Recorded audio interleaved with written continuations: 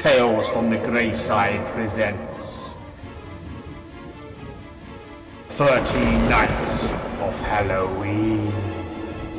Let's make it 31 Nights of Halloween instead, if your heart can stand it.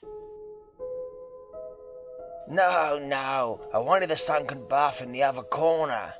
From time immemorial, men have speculated on the nature of life in the next world. But when Ed Griffin made a deal with the devil, he never expected to find such a hell of a place. For many years, Ed Griffin had run a small corner grocery, but his customers had grown fewer and fewer over the years, and eventually... Everything's gone now. No family, no money. If not for jaunty Jack Bat, Ed would have succumbed to despair many times. And my old friend Bill always told me, as long as you're willing to do a day's work for a day's pay and don't bend the law too much, you'll do alright. Yeah, I suppose he was right.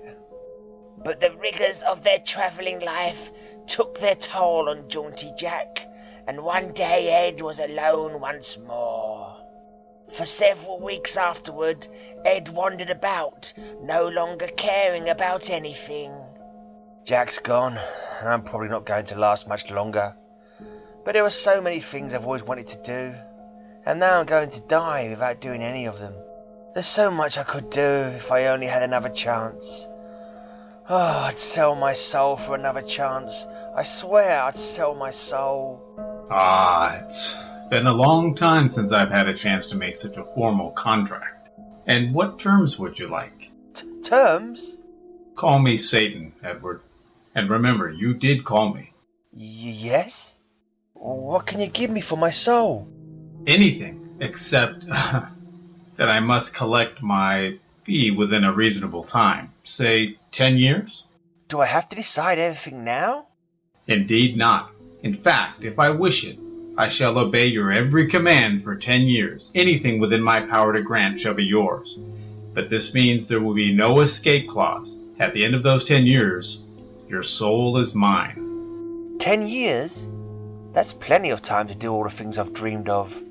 It's a deal. And what is your first wish? Money? No, even if I'm dealing with you, I've always run an honest business, and money from thin air might be counterfeiting. I have it. I'd like $20,000 worth of silver. That should be enough to start out with. In the next few years, Ed Griffin became a name to be reckoned with in the business world. He spent long months travelling in Europe, and yet his bank account steadily increased to over $100 million. But one day... I've done pretty well for myself, but I only wish jaunty Jack could be with me to see it. I don't suppose you could bring him back, could you, Satan? That, I fear, is impossible. Jack Bat is in my domain, and I have no power to restore him to the mortal realm. Then, do you think I could visit him? Could you take me to where he is, and then bring me back again? That would be irregular, but not entirely unprecedented. Very well. Jack, is it really you? What are things like here? Terrible. These flames don't really burn anything, but they feel just as if they did. It's a horrible place, Ed. This is inhuman. What's Jack ever done to deserve this? He has committed acts of petty thievery and sinned in other ways. Thus, his soul is mine to do with as I will. Well, I'm sure he's suffered more than enough. Stop it at once. What? You heard me. Stop torturing Jack. You agreed to obey my wishes for 10 years, remember? But this is ridiculous. I told you, even I cannot bring him back to your world. But you can make this a better place for him to live. To begin with, shut off those flames. You fool! This is a place of punishment. And I say he's been punished enough, or aren't you going to follow our contract? You are a fool, Ed Griffin, and you shall pay for your foolishness later. But for now, ask what you will. All right, Jack. What kind of place would you like to live in? You know, this may seem silly, but I always used to dream of living in a fancy house, like the ones in the movies. And so... And how do you like your new suit of clothes? Sure beats the old stuff. No, I wanted the sunken bath in the other corner. From then on, Ed Griffin would often disappear off the face of the earth. I'm leaving early today, Miss Nardi. Tell anyone who calls I'll be back tomorrow. Yes, Mr. Griffin? Literally. You know, I saw old Bill a few times before you set me up here, and a lot of the other nice guys too. I really hate to think of them suffering while I've got all this. Oh, I can fix that. Satan? Now what, Griffin? Jack and I decided we'd like all of the people here set up like him. Get to it. You mean I must build a mansion like this for every sinner here? I don't think that'd be necessary. A few thousand high-rise apartments should do the trick. Wouldn't you say so, Ed? You know more about it than I do, Jack. Satan, Jack will be in charge of building everything. Congratulations, Jack. This sure is an improvement over what this place was like before. That may be, but remember, this is only for 4 more years. But those years were happy ones, not only for those in Satan's domain, but for Ed Griffin himself, and every so often. Your prices sound good, Mr. Griffin, but I'm still not sure about giving you the exclusive contract. Would you care to discuss it with me this weekend? A very delightful resort. My friends won't mind me bringing a guest. Well, what? Where are we? I think I'd better explain that after you've had a chance to adjust.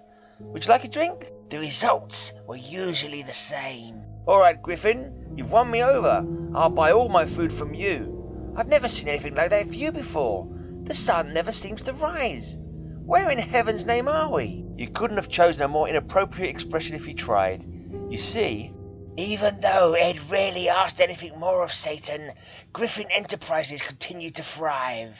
Only one thing dissatisfied his stockholders and associates. But Mr. Griffin, do you realise how profitable the resort business is these days? However strange it sounds, there are lots of people who pay thousands to go to... Absolutely not. I just can't risk someone getting trapped there when I... When what? Never mind. Forget what I said. Could you, please leave me alone? Yes, Ed's deadline was one matter that he never mentioned to anyone on Earth. But one day, Satan came. Edward Griffin, your time is up. And may I add, never have I awaited a new subject so anxiously. Well, I've had my time, I suppose. It was a good 10 years. What is keeping the board, I wonder? They should have disposed of these monstrosities the moment our contract ran out. Griffin's time has elapsed. Get rid of these buildings and restore the flames and torments. We're sorry, Satan, but you don't have any authority to give orders anymore. What? And what is that sinner doing at my place? Well, since Mr. Bat took over down here, our business has increased by about 50%. It seems the new setup down here has become known to an extent on the surface world, especially among those classes of society most receptive to our philosophy. We've never had so many souls before, and a lot of them deliberately tried to come here. So we voted you out, and Mr. Bat in as chairman of the board. Well, don't just stand there, Satan. Get Mr. Griffin's soul back to Earth before they discover his absence. After all, we can't lose our best reference just yet now, can we?